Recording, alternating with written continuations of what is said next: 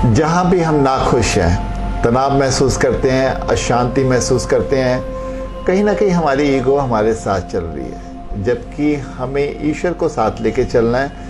लेकिन जब अहंकार हम अपने साथ लेके चलते हैं, तभी जीवन को हम अच्छे से जी नहीं पाते, तभी हम भयभीत भी होते रहते हैं। आज की कहानी इसी पे आधारित है कि जब हम ईश्वर को अपने साथ लेके चलते हैं तो फिर हमारा जीवन कैसा हो जाता है। कहानी यूँ है, एक माता पिता अपने छोटे बेटे को हर साल जून की छुट्टियों में अपने गांव में दादा दादी से मिलाने ले जाते थे। तो हर वर्ष ऐसे ही सिलसिला चल रहा था। तो बेटा जब बड़ा हुआ तो उसने अपने माता पिता से कहा कि अब मैं बड़ा हो गया हूँ, मैं अकेले दादा दादी से मिलने जाना चाहता हूँ। पहले तो उसके माता पिता नहीं माने, लेकिन उसकी जिद के आगे फिर उनको मानना पड़ा।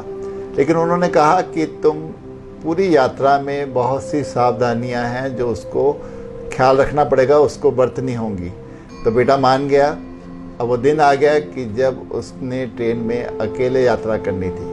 तो माता पिता उसको ट्रेन में चढ़ाने गए, उसको उसकी सीट पे बिठाया और बाहर आकर खिड़की से फिर उससे बातें करने लगे। और एक बार फिर उससे कहा कि उसे याद होना चाहिए कि उसने कौन सी सावधानियां बरतनी है। तो बेटे ने कहा कि आप चिंता ना करें, मुझे सब याद है, मैं बहुत अच्छे से दादा दादी के पास पहुंच जाऊंगा।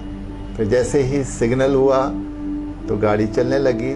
तो पिता ने अपनी जेब से एक लेटर निकाला और उसको दिया कि ये तुम अपने पास रखो, जहां भी तुम्हें कोई मुश्किल हुई, कोई डर लगे, तुम ये लेटर खोलकर पढ़ लेना।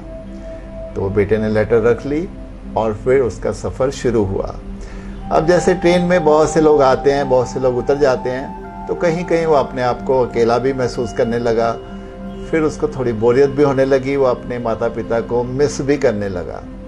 फिर हुआ यूँ कि एक थोड़ा भयानक आकृति का व्यक्ति उसके सामने आकर बैठ गया, जिसको देख के वो और डर गया। उसने सोने की कोशिश की, लेकिन उसको नींद नहीं आ रही थी। उस व्यक्ति का चेहरा उसकी बंद आँखों में भी घूमता रहता था। अब उसे वो लेटर की याद आई। उसने लेटर खोला जिसमें उसके पिता ने लिखा था कि तुम्हें डरने की आवश्यकता नहीं है, मैं तो तुम्हारे साथ वाले कंपार्टमेंट में ही बैठा हूँ। इतना पढ़कर ही उसका चेहरा फिर से खिल गया, उसका सारा डर उसके भीतर से दूर हो गया। ये कहानी हमें संकेत देती है कि जीवन भी ऐसा ही है। ईश्वर हमें जब जन्म के साथ एक पत्र देकर भेजता है कि चिंता मत करना, मैं हर पल तुम्हारे साथ हूँ, कभी उदास मत होना, किसी डर में नहीं रहना, क्योंकि अंतिम श्वास तक मैं तुम्हारे साथ ही हूँ। इसीलिए जीवन हम उतना ही अपना खुश में बना सकते हैं, उतना ही हम रिलैक्स रह सकते हैं, जब हमें ये विश्वास हो जाए कि ईश्वर हर पल हमारे साथ ही है।